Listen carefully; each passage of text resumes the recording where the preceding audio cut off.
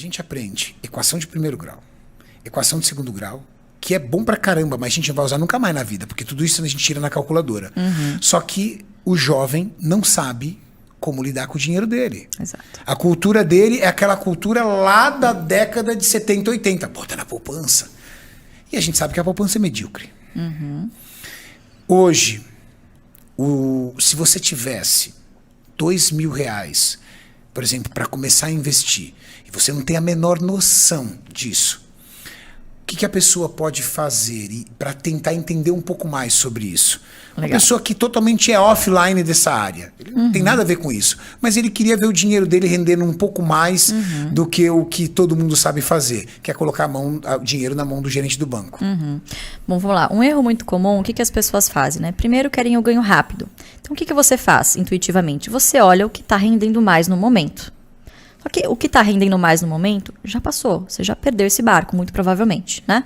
Então, primeira coisa, dividir o seu dinheiro, primeiro, fazer sobrar, né? Tem muita gente e não precisa só sobrar R$1.000, tem gente que ganha muito bem, mas que vive endividada porque precisa manter um padrão de vida que não dá conta. E está sempre buscando um boleto mais alto e tem que correr atrás, né? Dizem que o melhor vendedor é aquele que tem um boleto mais alto no final do mês, né?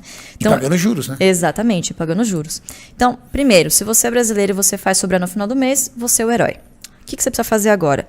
Primeiro, tentar não se envolver em dívidas, então para isso ter uma reserva de emergência e inevitavelmente isso tem que ser na renda fixa, então pode ser um Tesouro Selic, que a partir de R$30 você já consegue investir, ou um CDB, pode ser de uma corretora média, hoje você tem corretoras, não precisa ser no banco, mas corretoras que não cobram taxa de corretagem, você faz tudo online, você abre ali uma conta, é de graça, você não tem nenhuma taxa de manutenção e pode ali investir em algum CDB ou fundo de Tesouro Selic, custo zero. Acho que isso é uma dica boa que ela trouxe. Legal. Na questão da corretora média, porque de fato, se você entrar com um valor pequeno no banco, você vai pegar uma porcentagem pequena de rentabilidade. Quando você aporta para você ser competitivo no banco, você tem que estar ali numa alta renda, pelo menos, para começar a ser competitivo. Quando é um valor pequeno... Para ele achar que você é gente. Faz mais sentido corretora.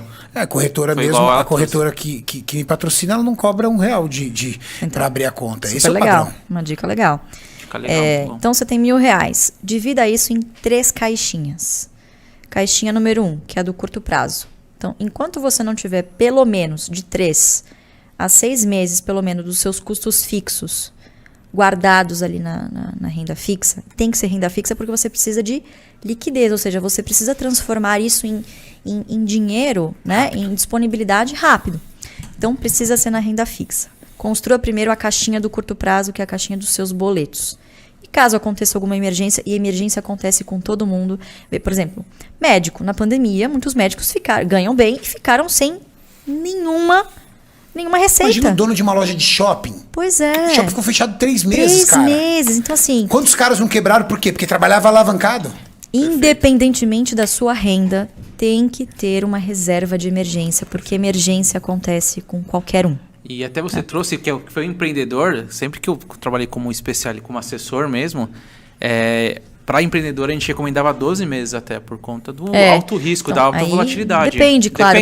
Você tem filhos, né? Qual que é a sua estrutura familiar? Eu não tenho filhos, eu me divido, eu moro metade com meus pais, metade alugo um apartamento, então, eu tenho ali 3 meses dos meus custos fixos às vezes guardados. É um funcionário público, né? Que tem ali receitinha certinha. Exatamente. Pode ser menor ali. Então, a depender do perfil, você pode colocar menos ou mais na reserva de emergência, mas ter ali no mínimo de 3 a 6 meses os seus custos fixos. Show de bola. Isso você considera um investimento de curto prazo. O investimento de curto prazo é até 6 meses. Eu nem considero investimento, é a manutenção ali do seu custo de vida.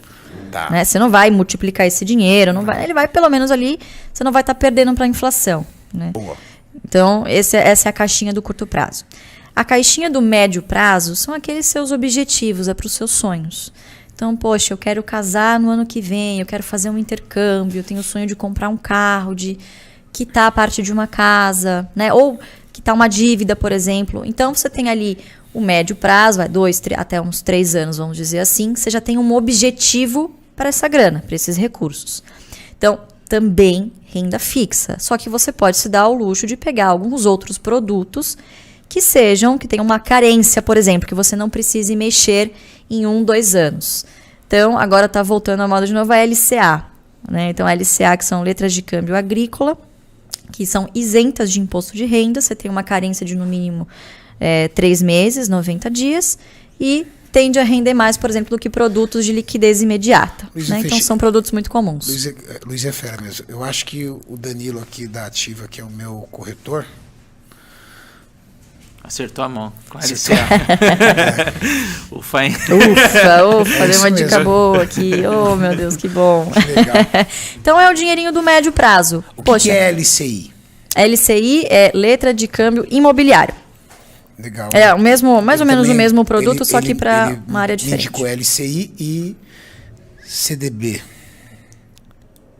Isso, são parecidos, só que a questão do LCI tem isenção de imposto de crédito, de renda. aliás, de câmbio, letra de crédito. Isso, LCI tem isenção de imposto de renda. Exato. CDB tem o imposto tabela regressiva, né? Então, depois de 2 anos, você chega a um imposto de 15%, mas se você resgatar em pouco tempo, você gastar em 2 meses, é 22,5% de imposto sobre o lucro. Exatamente. E LCI Ou seja, já é um investimento um pouquinho mais longo. Um pouquinho mais longo. E aí você tem a caixinha do longo prazo, que é a terceira caixinha, que você só vai preencher se você tiver a número 1 e a número 2 preenchidas. Então, é o dinheiro do longo prazo. O que é o dinheiro do longo prazo? Nem que seja R$100 desses R$1.000 que sobraram para você pôr lá na bolsa.